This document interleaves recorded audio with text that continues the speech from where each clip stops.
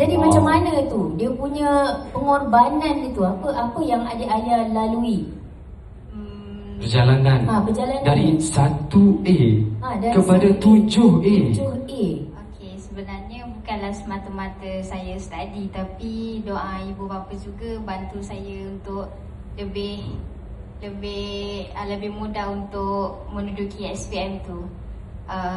Ibu saya lah yang introduce FASQ ni dekat saya.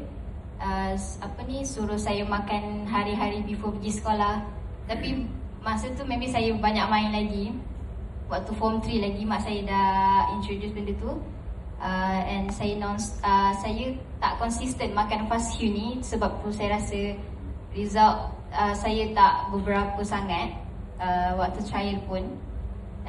Tapi lepas dah form 5 ni, saya dah mula konsisten makan FASQ ni. And Alhamdulillah dari saya dapat 1A, Alhamdulillah ke 7A. Alhamdulillah. Satu anjakan paradigma tuan-tuan. Boleh saya tahu mana ibu